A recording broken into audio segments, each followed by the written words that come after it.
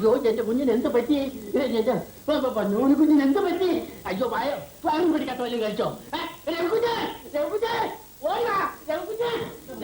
കണ്ണ വന്ന് ഛർദിക്കുന്നു. ഛർദി ഛർദി എന്ത് പറ്റി?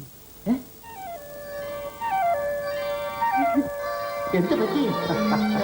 പങ്കം കേട്ടോ?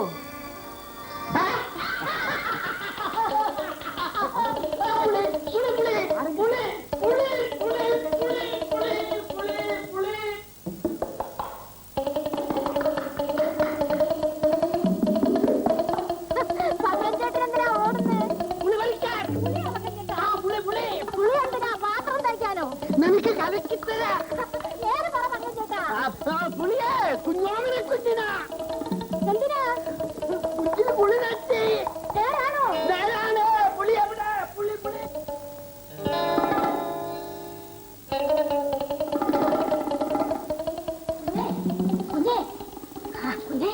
പുളി പുളിയോ പുളി പുളി എവിടെ പങ്കൻ ചേട്ടൻ പറിക്കാൻ പോകുന്നു. അതിന് ലേശെന്താ കുഞ്ഞേ കുഞ്ഞോമന കുഞ്ഞിന് പുളി തെറ്റിയെന്ന്. പുളി നേരാണ് ഈ പറയുന്നത്. നേരാണ് കുഞ്ഞ്. അവിടുത്തെ പങ്കൻ ചേട്ടനാ എന്നോട് പറഞ്ഞത്. എല്ലാരും പുളി തിന്നുന്നു, കുഞ്ഞ് മാത്രം പുളി തിന്നാതെ ഇവിടെ കുത്തിയിരിക്കുന്നു. എന്തുമാത്രം പുളി തിന്നണ്ട കുഞ്ഞായത്. പങ്കി എന്തോ പുറത്തു പോകും. കുഞ്ഞ് തിന്നണ്ട പുളിയല്ലേ കുഞ്ഞ് ആ കുഞ്ഞോമന കുഞ്ഞിപ്പ തിന്നുന്നത്. പുറത്തു പോകാനാണ് പറഞ്ഞത്. കുഞ്ഞിന് വേണ്ടി പുളി പറിക്കാൻ ഈ പങ്കിക്ക് ഭാഗ്യമുണ്ടാകുമോ കുഞ്ഞ്? ഒന്നിവിടെ നിന്ന് ഇറങ്ങി പോകാമോ? എന്താടി പങ്കി? കൊച്ചമ്മേ കുഞ്ഞോമന കുഞ്ഞിന് പുളി മാറി. നേരാണോടി? നേരാണ് കൊച്ചമ്മേ. പങ്കൻ ചേട്ടൻ പുളി പറിക്കാൻ ഓടുന്നു. രാധമ്മ കുഞ്ഞെന്നാണ് പുളി തിന്നുന്നതെന്ന് ഞാനൊന്ന് ചോദിച്ചു പോയി. എന്റെ സങ്കടം കൊണ്ട് ചോദിച്ചതാ. അതിനാ എന്നെ ഓടിക്കുന്നത്. അവള് വാശിയും പിടിച്ചിങ്ങനെ നരച്ച് കുത്തിയിരുന്നോട്ടടി. പെമ്പിള്ളാര് പുളിയും കുടിക്കും, പ്രസവിക്കുകയും ചെയ്യും. ഇതിനിടയിൽ എത്ര കല്യാണാലോചനയുമായിട്ട് ആളുകൾ വന്നതാ. കഴുത്ത് കണ്ടിക്കുമെന്ന് പറഞ്ഞാൽ ഇവളൊന്ന് സമ്മതിക്കണ്ടായോ? അപ്പൊ കുഞ്ഞിന് പുളി കുടിക്കുകയല്ലേ കൊച്ചമ്മേ? പുളി കുടിക്കണമെന്ന് അത്രയേറെ നിർബന്ധമാണെങ്കിൽ നിങ്ങൾ ആരെങ്കിലും കുടിച്ചാൽ മതി. അതൊരു നിഷേധമാണല്ലോ കൊച്ചമ്മേ കുഞ്ഞു പറഞ്ഞത്. ഇവിടെ കൊന്നു കളഞ്ഞാലെന്താ? കൊല്ലണ്ട കൊച്ചമ്മേ, തൂങ്ങേണ്ടി വരും. നാണിക്കുന്നത് എന്തിനാ? കുഞ്ഞോമന ഭാഗ്യവതിയാണ്. സുഖപ്രസവത്തിന് വേണ്ടി ഞാൻ പ്രാർത്ഥിക്കുന്നു. ഈ സമയത്ത് വ്യായാമം അത്യാവശ്യമാണ്. ഇങ്ങനെ ചുമ്മാ വീട്ടിൽ തന്നെ ഇരുന്നൂടാ. വരൂ, നമുക്ക് കുറച്ച് നടക്കാം. ഒക്കെ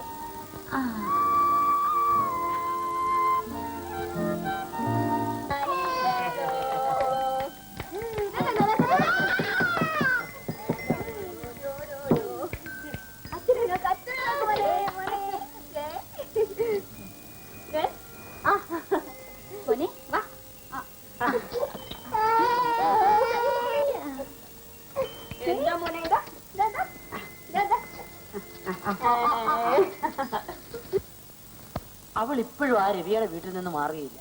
ഞാൻ പറഞ്ഞു തോറ്റു മേനോനെ. ആരെങ്കിലും എന്തെങ്കിലും കൈവശമോ മറ്റോ കൊടുത്തിട്ടുണ്ടോ? അല്ലാതെ കല്യാണം വേണ്ട നീ ശാഠ്യം പിടിക്കുന്നതിന് എന്താ അർത്ഥം? മേനോൻ തന്നെ ഇപ്പൊ എത്ര കല്യാണാലോചന കൊണ്ടുവന്നു. അവളൊന്ന് സമ്മതിക്കാതെ എന്ത് ചെയ്യും? മറ്റെന്ത് കാര്യമാണെന്ന് വെച്ചാലും ഒരു നിവൃത്തിമാർഗം ഉണ്ടാക്കായിരുന്നു മീനാക്ഷി. ഇങ്ങനെ വരുമെന്ന് അറിഞ്ഞിരുന്നെങ്കിൽ ആ രവിയുടെ കഴുത്തെ തന്നെ ഞാൻ കെട്ടിവെച്ചേനെ. അല്ല, ഇനിയിപ്പോ അത് ആലോചിച്ചിട്ട് വലിയ കാര്യമൊന്നുമില്ല. അവരുടെ വിവാഹവും കഴിഞ്ഞു, പ്രസവിക്കുകയും ചെയ്തു. എനിക്ക് കിട്ടിയ വയറ്റുവേദന മാത്രം മിച്ചം. അതെന്താ? എന്താന്നല്ലേ ചോദിക്കുന്നത്? ആ ഗോവുന്നപ്പോൾ എടുത്ത് ചാതിരി വിധം വർദ്ധിച്ചില്ലേ തൃശ്ശൂർ പൂരത്തില്? മാരാള ഉരുക്കേണ്ട ഭാഗം എന്റെ പയറ അഭിനയിച്ചത്. അതും ആർക്ക് വേണ്ടി? നിങ്ങളുടെ രാജമ്മയ്ക്ക് വേണ്ടി.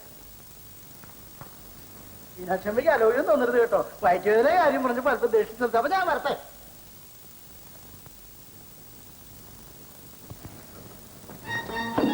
കുഞ്ഞോമനെ എന്തോന്നാ? നമ്മുടെ കേസ് ജയിച്ചു. നമ്മുടെ വീടും പറമ്പ് തിരിച്ചു കിട്ടി. ഇതെല്ലാം എന്റെ കുഞ്ഞിന്റെ ഭാഗ്യമാണ്. എന്നാൽ നമുക്ക് ഇപ്പൊ തന്നെ അങ്ങോട്ട് താമസം മാറ്റണം. കുറച്ചുകൂടി ക്ഷമിക്കൂ. വേണ്ട ക്ഷമയൊക്കെ പിന്നെ എല്ലാ സാധനങ്ങളും.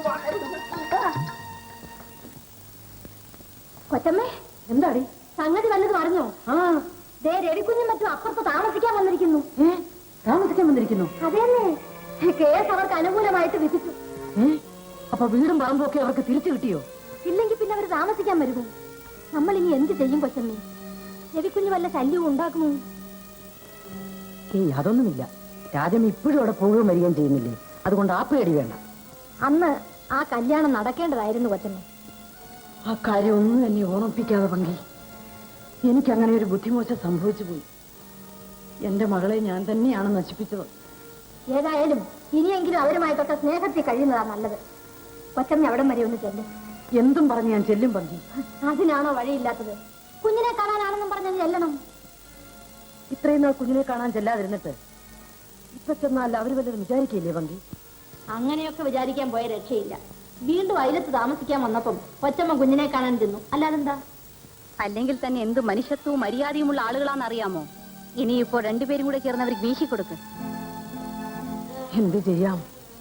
ഇനി അവള് പറയുന്നൊക്കെ കേൾക്കേ നിവർത്തിയുള്ളൂ.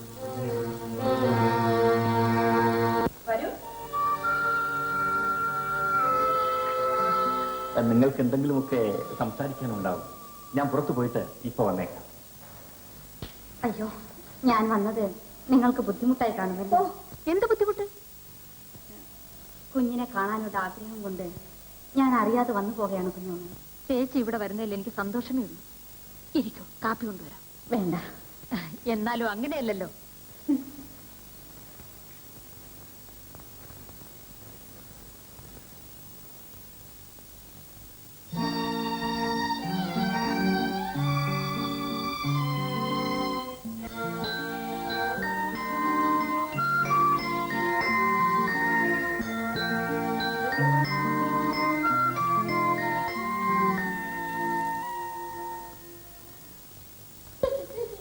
ഗുരുവായൂർ കൊണ്ടുചെന്ന് കുഞ്ഞിന് ചോറ് കൊടുക്കാമെന്ന് ഞാൻ നേർന്നതാണ്.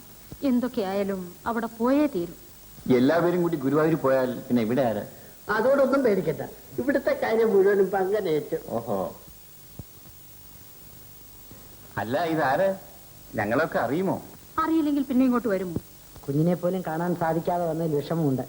ക്ഷമിക്കണം. ദാ മോനെ, മോനെ ദാ നോക്കേ, ഈ അമ്മൂമ്മ ആരാണെന്ന് അറിയാമോ? ഓഹോ, അറിയേ അറിയും.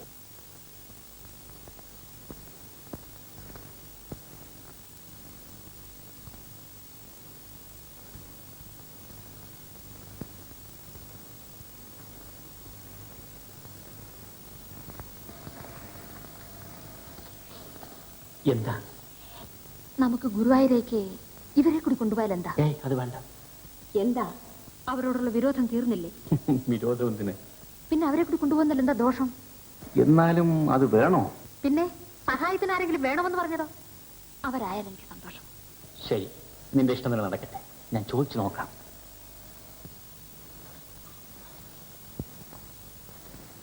ഞങ്ങളൊരു കാര്യം ആലോചിക്കുകയായിരുന്നു. എന്താ? കുഞ്ഞിനെ ഗുരുവായൂർ കൊണ്ടുപോയി ചോറ് കൊടുക്കാമെന്ന് ഇവൾക്കൊരു നേർച്ചയുണ്ട്. അത് കൊള്ളാം, നല്ല കാര്യമാണ്. ഒറ്റ മകനല്ലേ ഉള്ളൂ. അവിടം വരെ പോകുമ്പോൾ ആരെങ്കിലും കൂടി ഒരു സഹായത്തിനുണ്ടായിരുന്നെങ്കിൽ കൊള്ളാമായിരുന്നു. അല്ലാതെ പിന്നെ നിങ്ങൾ മാത്രം കുഞ്ഞിനെ കൊണ്ടുപോകാനോ? സൗകര്യമുണ്ടെങ്കിൽ ഞങ്ങളുടെ കൂടെ വരണം. ഞാനോ? വരാമല്ലോ. എങ്കിൽ നാളെ തന്നെ പോകാം. ടാക്സി ഏർപ്പാട് ചെയ്തിട്ടുണ്ട്. അമ്മ കാപ്പ് കുടിച്ചിട്ട് പോകാം.